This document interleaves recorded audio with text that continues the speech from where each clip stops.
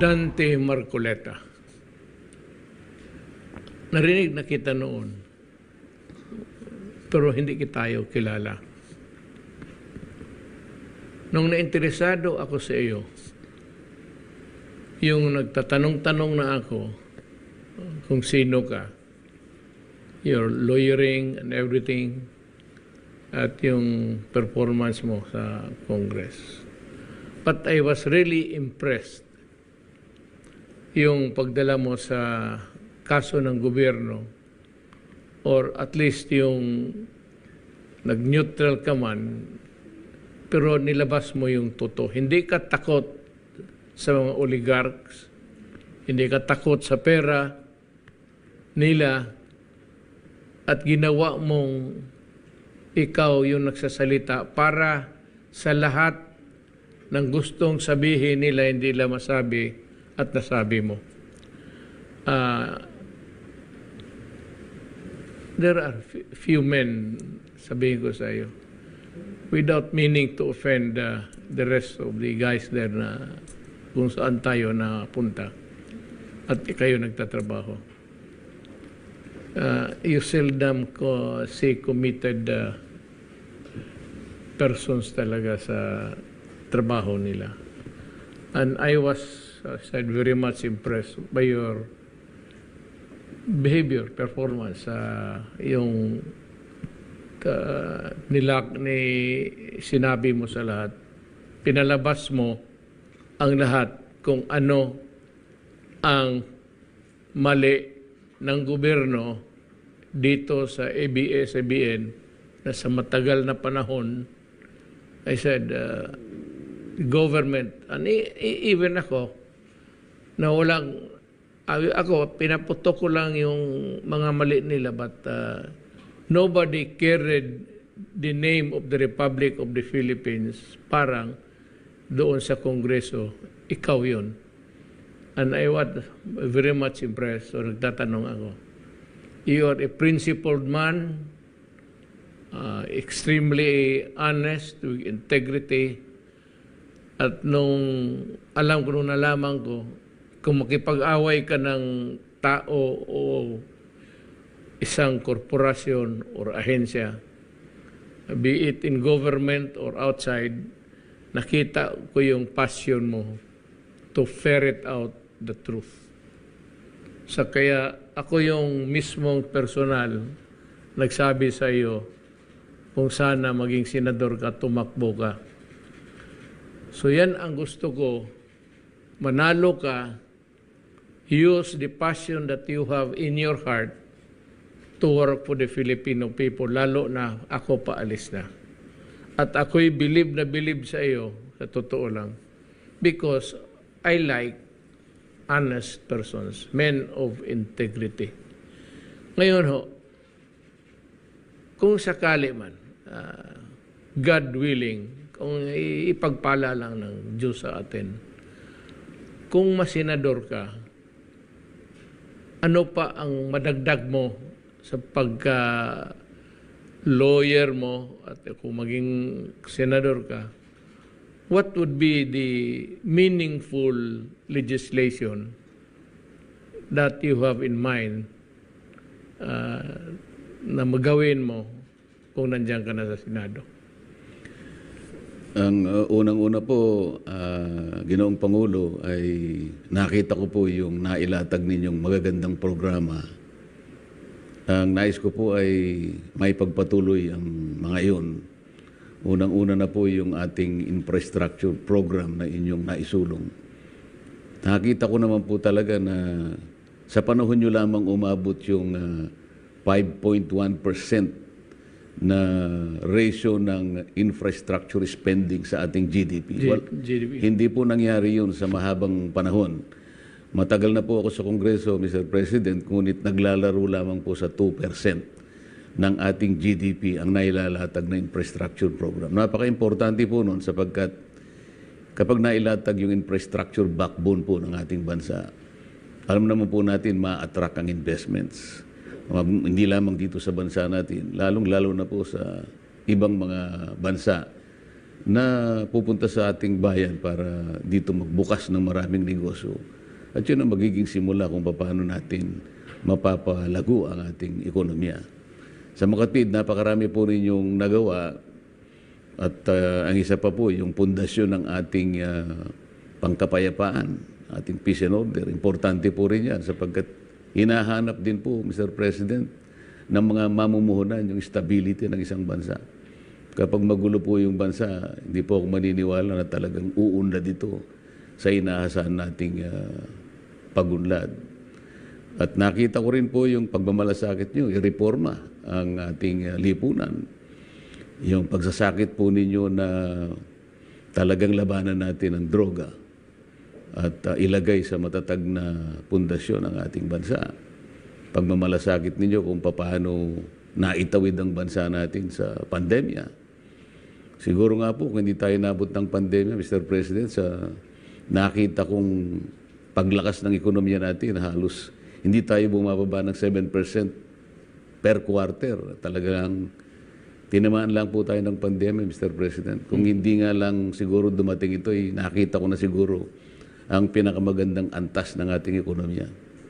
Gusto ko pong ipagpatuloy yun, Mr. President, at meron pa po akong nakita na kasi matagal na panahon po yung kuryente, yung pong presyo ng kuryente ay talagang mataas po. Hindi po natutupad yung layunin ng batas. Pagka 21 years ago, nakalagay po talaga affordable ang rates ng ating elektrisidad. Nalalaman ko po ang paraan kung paano sapagkat nandun din po sa provision ng batas. Problema lang, ang maraming kasamahan po natin sa Kongreso ay hindi naman po talaga nagsisikap na talagang ayusin yung dapat na ayusin. Nandun po yung mga provisions ng tinatawag nating ARCOA. Ito po yung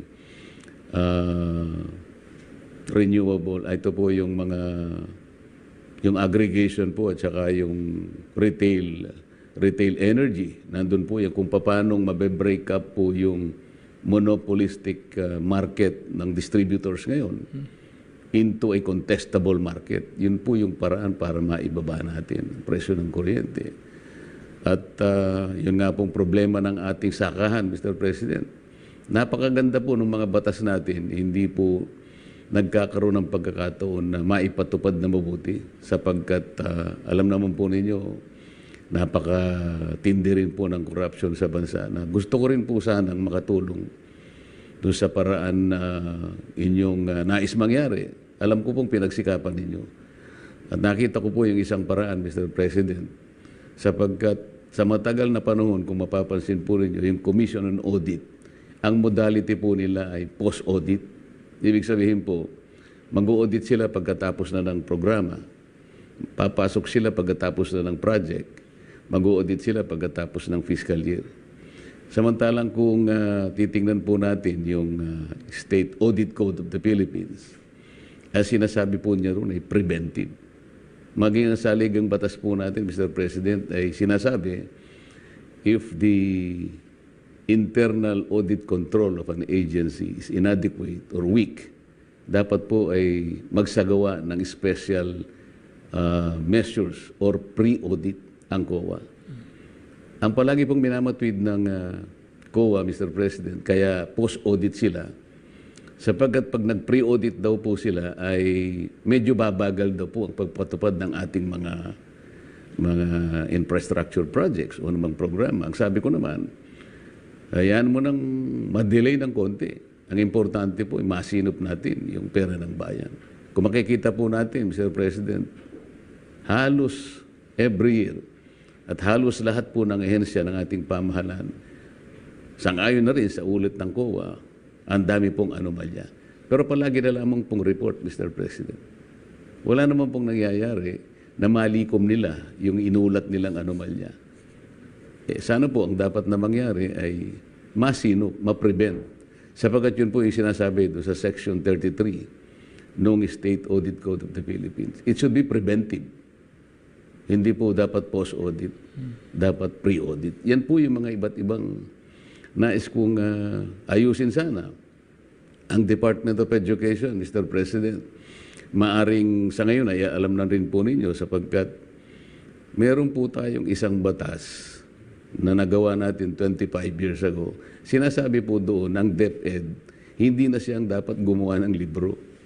Ang dapat na gumawa ng libro, mga private sector publishers, in order for us to develop a national book development industry para makapag-export tayo. Ito po yung batas, Republic Act 8047, kung hindi po ako nagkakamali. Pero hanggang ngayon, Mr. President, 25 years na po ang batas na yan. Pero hanggang ngayon, ayaw pa rin iwanan ng DepEd yung paggawa ng libro. Sa makatwid, sila po is in continuing contravention of the law itself. Kaya po hindi maayos-ayos sapagkat sila mismo nilalabag nila yung batas. Siguro po kung ako ang magkapalad po ako, ang palalakasin natin yung oversight function po talaga, yung totohanan at seryosong pagtingin at pag-aayos kung paano na-implement. Marami po tayong magandang batas, Mr. President, hindi lamang po talaga na ipatutupad ng maayos sapagkat kulang po tayo doon sa mga taong dedicated enough to look into these areas, Mr. President. Alam mo, sa totoo lang, ang kulang natin actually, sad to say, ang ginawa itong maramihan mga members ng Congress is, alam mo na, ito yung walang ginagawa at pumasok lang dyan, lalo na yung mga mayaman, milyonaryo, may negosyo, simply to protect or enhance their finances sa pagkatao nila.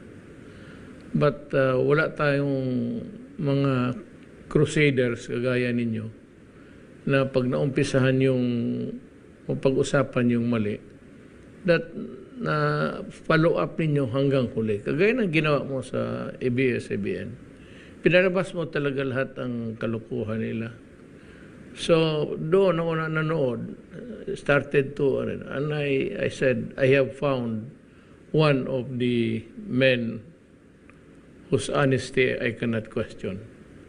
Kaya pinapatakbo kita at tinanong ko kung anong magawa mo.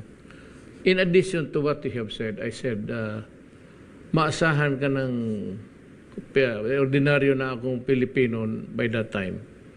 That mayroon kang may tao dyan, ang pangalan si Rodante, to help us in our campaign against corruption. Marami yung ano dyan, na hindi, yung umpisahan lang tapos nawala na pagkatapos. They do not even bother to ask yung ahensya na napuntahan. O ito si, whatever, kung mawa nyo, Senador Marcoleta, saan, anong nangyari yung resolution namin na pinasa sa iyo? Nawawalan in the maze of, sa karaming trabaho. Madali mawala yan. So, yung seal mo ng ni Rodante Marcoleta, doon ko nakita, na talagang pinupursigir mo hanggang to the end. And that is why ang CBN, na-discover natin maraming mali at pwede talagang mahabol sila, and even sa back taxes and the falsification doon sa sinabi mo yung lupa na 4 hectares lang ba yun? It was made to appear when all in all it was 400 square meters or something. Yun. Doon dapat magpasalamat na ang Pilipino na inilabas mo yun at magbayad sila ng wastong buwis. So, para sa akin, kailangan natin kung marami kayong ganun ang asal sa buhay, maraming Rolante Marcoleta ang nasa Senado. Pero kung may isa lang at mailagay ka doon, malaking bagay na yan at marami ka nang magawa.